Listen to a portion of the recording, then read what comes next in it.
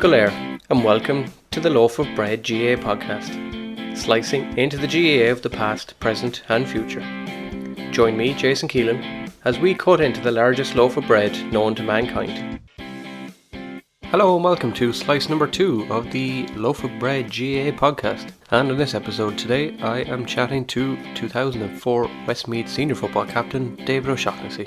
On this episode, Slice 2, we follow on from Slice 1, the history of Pádraig Ó Sé, and chat about the stories from his time in Westmeath and the impact he had on David and others. We also chat Gary Castle's exploits in the club championship 2011 and 2012, the celebrations, the feats, the traffic in Cavan, Mick McCarthy in Sunderland, matchday suits and much more. And for the first time on the Loaf of Bread GAA podcast, we played the quickfire round called Cutting Off the Crust Because You're a Little Shit Who Won't Eat Them For Your Mother. Bon Sultas. Going by the Maroons documentary that was out, Paddy was always built as this massive kind of character, but you that was there, was it always like that, or was he also the quiet man that a lot of people said he was? Yeah, Paddy was a fascinating character, fantastic manager. He kept himself to himself, but yeah, he was an inspiration, I suppose.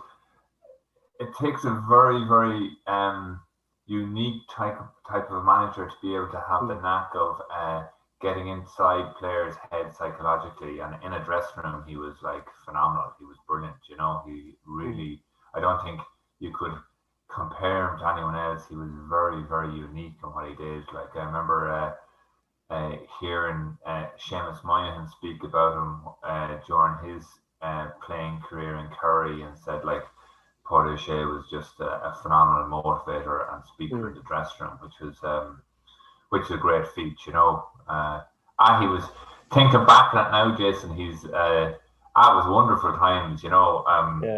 Remember when he got appointed, I was working at the time over in the UK, and he you just kind of we were sort of unlucky for a number of years. We won a under-21 All-Ireland in '99. I was there, yeah.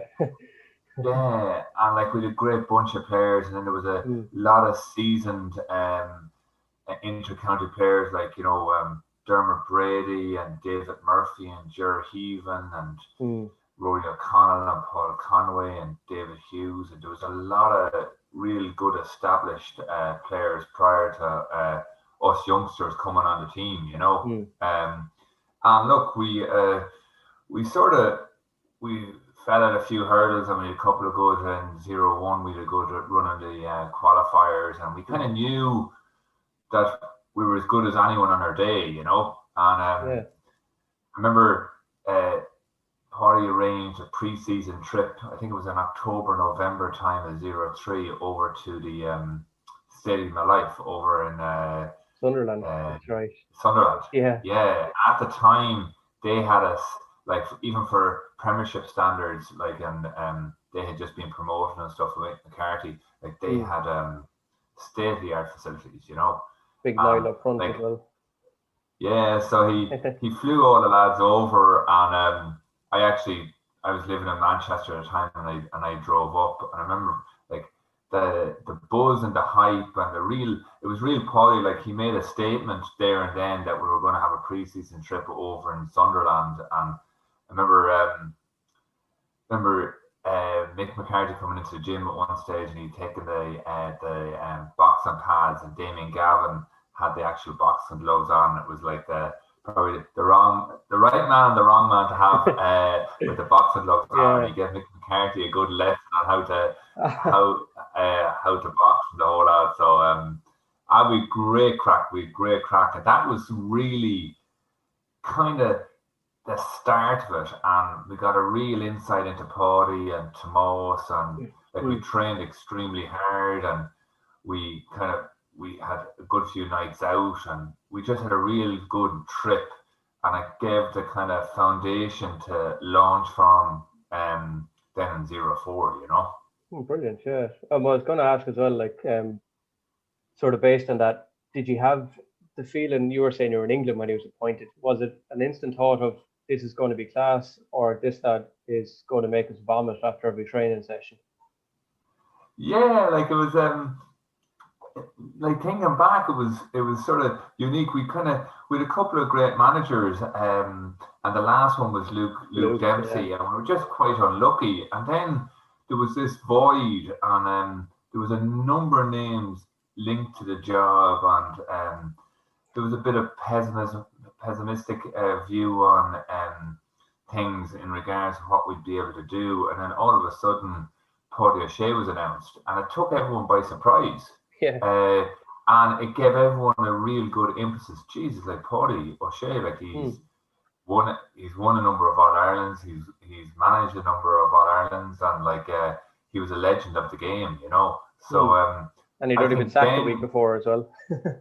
yeah, and like Yeah. you know, like prior to that, he'd given the interview on RT News from Cape Town, and That's right. like it was maybe it was I know it was the gods upstairs talking, but like we ended up the end of 04 being back down in Cape Town with Paddy No way. I didn't know on that. a trip away. Yeah, so it was gas. But yeah, we like no one really knew what to expect, but like ultimately, like everyone knew that he was a winner, and everything he touched, he had produced the goods, and then he brought up the silent assassin Tomas O'Flaherty with him, That's and right. Yeah. he was the general that cracked the whip. But we had fantastic times. It was brilliant, I must say. And what about the run in '04? The Offaly game is often disputed after Brian's point that wasn't a point against Brian Morley's point, I should say. And then Dublin came along. So Dublin must have been something exciting, knowing the rivalry between Paddy and Dublin in the past as well, that he was bringing you into it. How did you feel going into that game? Yeah, like yeah, I suppose just prior to the championship, we had we trained very very hard under Paddy, like unbelievably hard. Like he brought new techniques that were never seen in Westmeath before. He over in Banlagore he laid a The sand sand track. embankment, a sand track, Yeah. which a lot of lads, some lads sank and some lads swam and some lads rolled, but we got through it. So we had a real good base of fitness, and we were in Division One that year. And yes, we lost a couple of games in Division One, but we were competitive. And then we bet Mayo in the last game of the league to give us a bit of an impetus going into the championship. And I did a really heavy flu for the Offaly match, and it was a slugfest, and like it was a local derby, and yes, like it was a disputed point, but sure, at the end of the day, like it was, we got over the line, and that gave us real good confidence, and like that's where Paddy really came into his own. Then, like come championship, like from April on, like Paddy really came into his own, and then to be playing Dublin, like the spring was in his step, and like we had, I suppose, underage, we would have had no fear of Dublin, and prior to that, we would have been very competitive. So we went in with a clear game plan, and with Paddy's confidence and his belief that he could beat Dublin and like get inside their heads and psychologically kind of move on, and like that was really our announcement that we sort of arrived as a team. I think that Dublin match, you know what I mean? And a lot of the lads made some phenomenal performances, and a couple of like Joe came off the bench, and David Mitchell came off the bench with huge impacts, and a number of other lads. So like we were sort of really gaining momentum, and we could, I suppose, what Paddy was saying to lads, and the techniques and the trainings, etc. Like, and his record all came to the fore then. Do you know what I mean? And then there was this real belief, there was this real belief, which I suppose maybe that was we had stumbled on that hurdle for a number of years, and we just needed to get over it. And he certainly brought the extra. I suppose it was the X factor. He brought an X factor that was worked for us in 0-4, you know. Yeah, makes sense. Yeah. Did Paddy give Joe Fallon permission to kick off his right foot against Dublin, or how did that come about? The greatest point of all I don't time. know. I don't know if Joe needs permission from anyone to do anything. Brilliant. In the replay against Leash, how much money would you have paid for Kevin Fitzpatrick to have slipped before the shot went wide? Yeah, Jesus, Kevin Fitz, what a player! Yeah, like you would have, like I'd say the whole Alicia back. Like if you were to pick a player to have a shot, like he'd be definitely in your top two in Leash, you know. But I think Gary Connaughton, in fairness to him, like had his angles right and kind of gave him as much leeway to kick it wide as anyone else, you know. It was, I suppose, look at you work hard and you try and create your own look. Yeah, And exactly. in that instance, I think like we had like I remember the first day people saying that we had left it behind, and personally and with the player chatting to the players, like our firm belief, Jason, was that like Jane, like we need to do ourselves justice. Like we didn't do ourselves justice like the last day, and and I suppose it took us a good while in both games to settle down. But like when we did settle down the second game, we put some good passes of play together, you know. That's true, yeah. And even say like they often say after a drawing game, they say the replays are often won by the team with the experience and who know how to win. And Leash were going in as champions. So was Paddy essentially part of the X factor, as you say, behind the replay victory? Yes, yeah, and like you know, going back to like the marooned video and like you know his famous chat in the huddle over in Lomans, like you know he really, I suppose that was him, like you know that emphasized everything about Paddy O'Shea, you know, like he was aware of every single factor that will contribute to the victory. He took he spoke to certain guys the way they needed to be spoken to. He'd speak to other guys with a different tone or a different manner. He knew the players and he knew what it took to get his communication across. And like ultimately, like he was spot on. Do you know what I mean? Like you know, after that huddle and after that training session, we walked off knowing and fully believing that we were going to deliver. You know, there was no doubt, and he got us the famous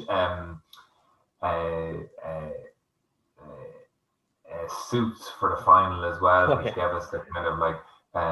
You know, and it was very important. Yeah. You think back, like you know what I mean. Like it was like it gave us that added identity. He made us feel important. He made players feel like nearly Premiership footballers in their own world or in their own bubble at that particular time. And like you know, as he says himself, the grain of rice tipped the scale, and these factors are all important. You know. That's right, yeah. No, I was going to say when you mentioned the Premiership, I was like, lucky you didn't get the Liverpool FA Cup suits from the 90s. That would have been disastrous. There would have been a couple of lads now that would have been happy to wear the white suits. Oh, go on, do tell us. So who would it be? You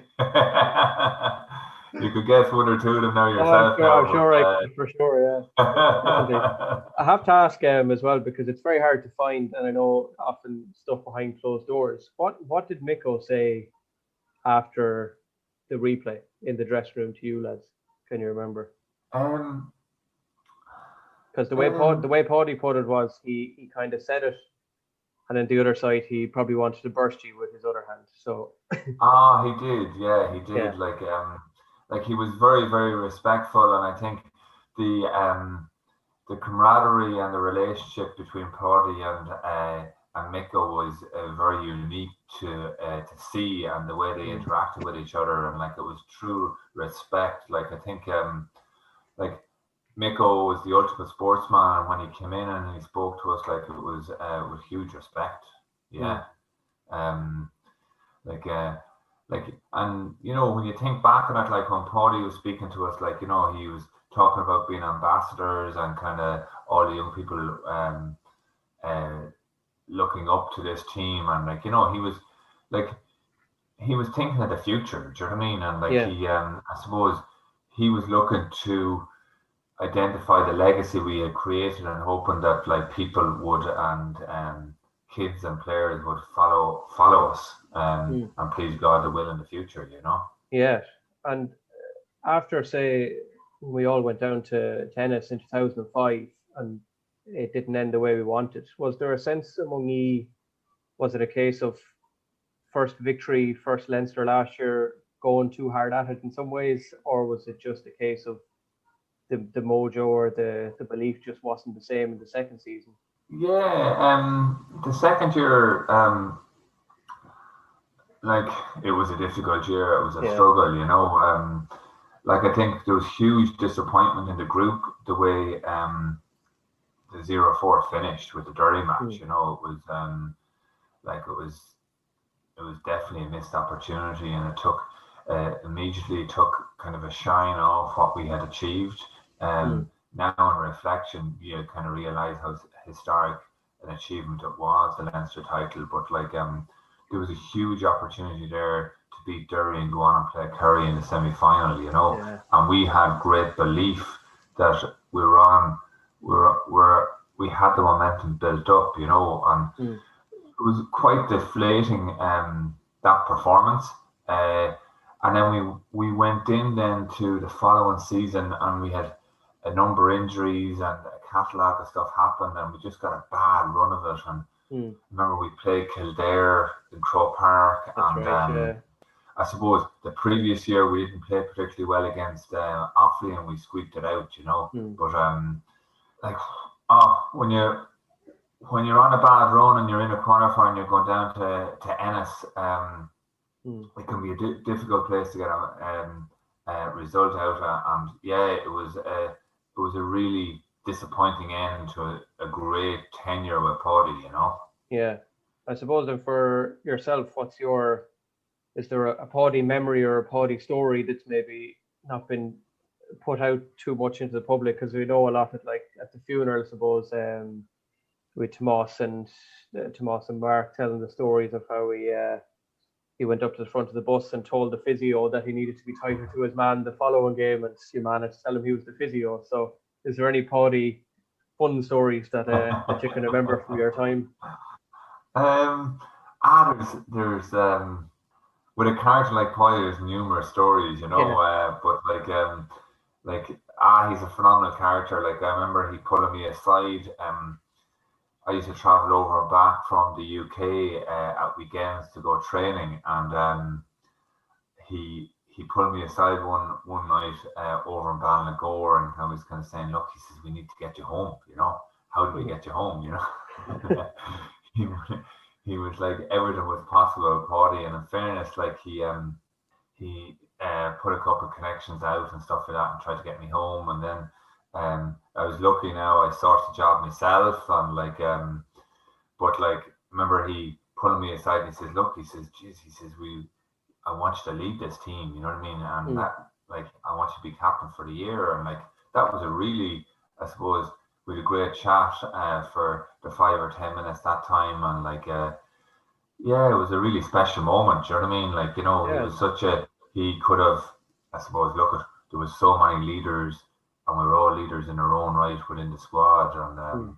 to ask me to be captain was a special time. And, like, and to have that chat with him and for him to pick it and like he would have obviously played under a fair amount of good captains and knew what it took. So yeah, yeah, it was good in that way and like Yeah. but yeah, no, Paddy was he was a very very funny guy and like I would have no more than yourself, Jason would have been down to Ventry a few times Yeah. prior to his death and have called in every single time I've been down there since. And Mm. yeah, it's hard to believe he's gone. It is, yeah, and it's one of the things I suppose that I was doing the episode talking about the statue because I know Moira, his wife, says that when it went up first, that she thought it was fantastic. At the same time, it's that constant reminder that he's not here anymore, which kind of people do find a little bit kind of saddening, when you go down because like he was 57, like he should still be here. Yeah, Yeah, exactly. And like it's a true tribute to the family. Like the his Comortas Nepal, like is a yeah, fantastic tournament now and has expanded right across the globe. And like mm, it's it's other great GA family. yeah. It's phenomenal. And he has a Podrigo now is doing well for himself too, which is great. So I have to ask as well, just Yeah, yeah. since you mentioned getting home, did you ever go in the helicopter? Did you ever go No, on I the didn't. famous helicopter? No. No, I didn't. No, I wasn't. I didn't get an opportunity to go on the helicopter. Yeah, no. No. I had to ask because a couple of the lads I know, one great story. A couple of the lads were dancing at one of the is it Fesh or Commerce or something down in Kerry, and the Westmead Challenge game or something was on as well. And sure enough, they made it from the dancing to the Westmead match within a short space of time, which was just pretty impressive. So there's only one way to get there. So yeah, look, the Yeah. last few bits I just want to ask you are kind of more about your own self, I suppose. The 2012 run with Gary Castle, myself and my now wife went up to Cavan for the replay, and as I was saying to you, we were fairly late getting in because of the traffic and our own timekeeping. What was so different between the final and the replay? uh, there was a significant difference in the performance, anyway. I suppose that's what I'm getting at. Yeah. Yeah. Look, I suppose going back to your original talk about the 0-4 final, there's the replay normally it can be a very close encounter or it can be a pretty lopsided. Yeah, it's oh 2012, like it was just a phenomenal year. It It was was a brilliant. phenomenal Yeah. 20.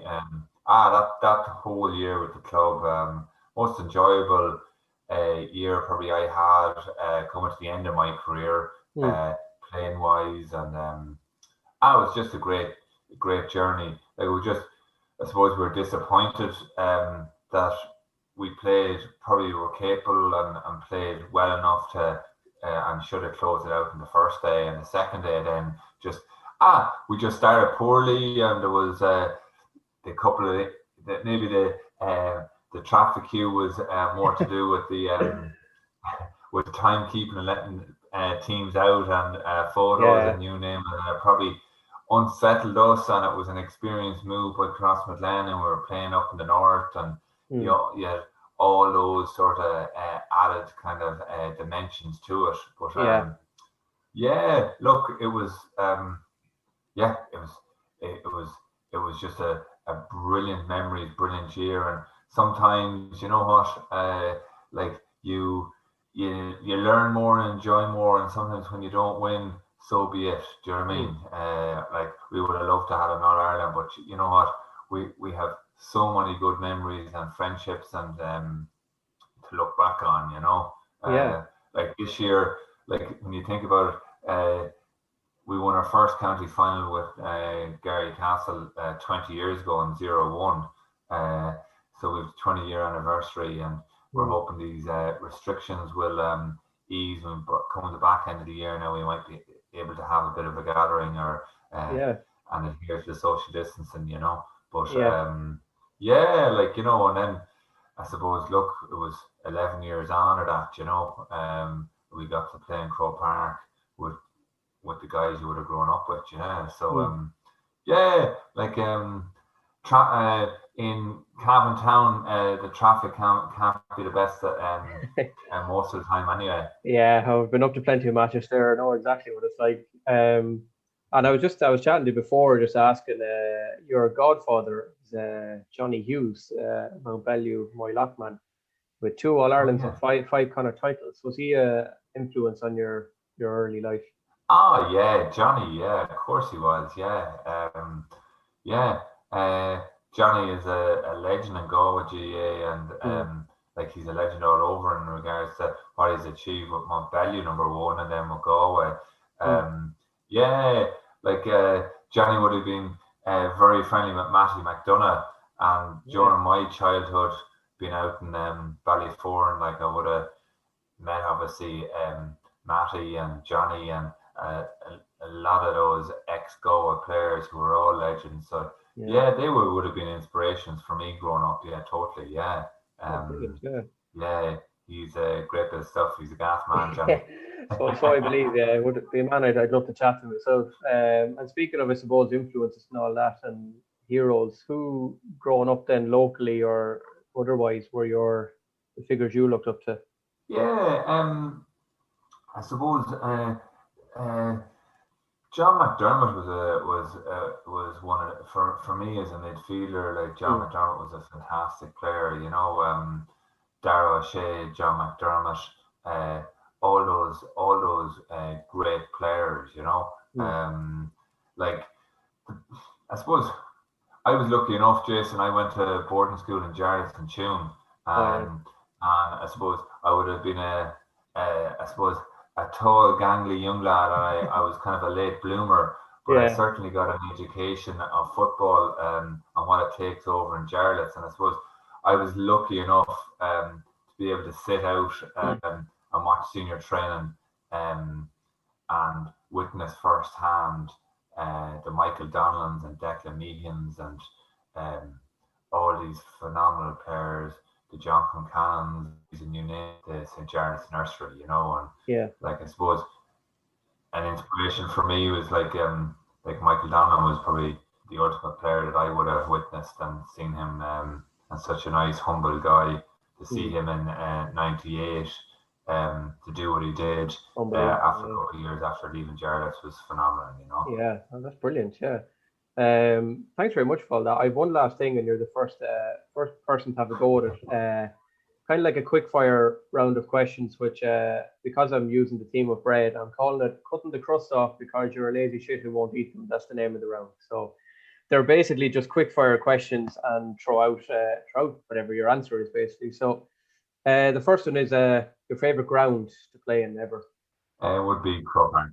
Croker, definitely. Yeah. Worst ground you've ever played in? That could be controversial. Our toughest. Never really like playing in Parker on. Oh, really? Okay, that's a good one. Hand pass it or drive it long? Oh, I'd probably be drive it long, man. Yeah. The short kick out or the long kick out? There wasn't too many short kickouts around when I was about, but it might have saved me a few times. But I'd probably be a long one, yeah. Yeah, actually, while I'm on that, is it fair to say, because in my Paddy O'Shea when I was talking about Westmeath, I referred to Gary Connaughton as passionate / crazy. Would that be a fair assessment of him? A maverick. Maverick. That's a maverick. When it comes to being passion and between the posts and a commanding figure, like Gary Connaughton ticks all those boxes. Yeah, brilliant. Yeah, no, because the last few club matches I saw him play a couple of years ago, he had no gloves. And then a good few years back, I think I saw him play for Athlone Town, and I'm pretty sure he scored a kick out as well, which wouldn't surprise me because I know he's quite a soccer player as well. It's some man for great soccer player. The next one then, as a supporter, you have a choice: the tear, the hang sandwiches from the boot of the car, or the pre-match pub. I'd be probably a pre-match pub man now myself. Good stuff. Yeah. Would you bring your brother as well, or leave him behind? Definitely. Yeah. Best night you ever had out after a game? I would probably say it's the night coming home from Limerick in '99. Oh, brilliant! Yeah, I was at that. Great. Yeah, I think. I suppose we were all in college at the time, and we were all kind of first, second year, freshers. Yeah. And I remember we went to the Greville that night. That was a memorable night. Now I must say. Yeah, it's I kind of remember it as well. Now you were first, second year. I was also first, second year at secondary school, but somehow I ended up in the game as well. So. Show me age there. Yeah, sure, look, be all right. You have a choice of one for the next one, the famous one. Hats, flags, scarves, or headbands? Oh, headbands. Headbands, good man. Marty or Des? Oh, Ginny, they're a good combo now. It would be, yeah, definitely, yeah. Sitting on the fence, yeah, or? I'd have to take Des.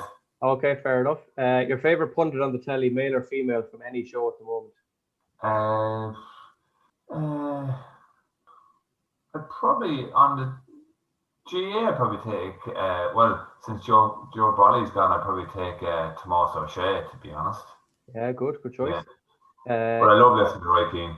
Oh yeah, same as him and Minka Richards have made some pair now these days. You have a choice of one forward here. You can choose Diarmuid Connolly at his peak or Pat Spillane at his peak.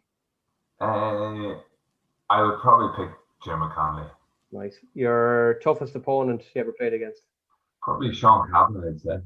Oh yeah. The toughest team you ever played against? Toughest team. I would probably say it's that Curry team. I'd say. We played them in the league a couple of times, but they were a pretty formidable side now, I must say. That's right, yeah. If there was a GAA transfer market, one player you'd buy for Westmeath? At this moment in time, I'd probably I'd say they could do with a Brian Fenton, I'd say. Oh yeah. Sweeper or no sweeper? Oh, no sweeper. Favorite sport outside of the GAA? Basketball. Nice. Shockingly. Funniest thing that has ever been shouted at you or to you from the sideline? Oh, geez, I don't know. It's normally will you catch the bloody thing? I don't know. All right. You caught plenty of ball there. That's a bit harsh, probably, I'd say. And the last one then, best ever GAA player in your own opinion? I would possibly say I've come up I would say Michael Donnan. Brilliant. For sheer X factor and he was just a phenomenon. He was just unbelievable. Yeah. That you play out well, because on the Instagram page for the podcast, there's a couple of hundred followers and they all seem to be from Galway for some reason. So no idea why, but they are. Yeah. To say know your audience, is that it? Oh, that's it, exactly. Yeah. Listen, David, that's unbelievable. Thanks so much for coming on and for answering all the questions. And sorry for keeping you a little bit longer than I said I would, but really appreciate it. That was brilliant. First ever guest, technically, I suppose, if you want to call it that. And thanks to your brother and my cousin as well, who helped. Look, Jason, look at a fantastic initiative, and I'd like to wish you the best of luck with it. And fair play to you. It's brilliant during these times, and I'm sure it'll be a raving success. Hopefully so, yeah. Listen, David, I'll let you go. Thanks a million for all that. No problem. Bye, just talk to you again soon. Take it easy. Cheers. Bye. And that was that. Such an enjoyable chat with the only man to have ever lifted a senior provincial title in the Westmeath senior men's team's history. But aside from that, a man who showed what the GAA meant to him, from St. Jarlath's and watching the seniors train, to the honour of a legend like Paddy O'Shea picking him as a leader, and then to witness your own teammate put on boxing gloves and punch Mick McCarthy. You can't buy those memories, and through chatting David you can hear what it means to him. These are the stories made by the GAA, one slice at a time. Coming up in the next slice of the Loaf of Bread GAA podcast, I chat to not one, not two, not three, but 4 All-Ireland Intermediate Club champions from 2020, from the great Uachtaráir GAA Club in Galway. So join me with Kieran Hanley, Eddie O'Sullivan, Paddy Walsh and Enda Tierney as we chat bonfire celebrations, unexpected contents of black bags on the bus home, great memories, and arguing over who conceded more in the Galway Championship. Until then, Slánagí.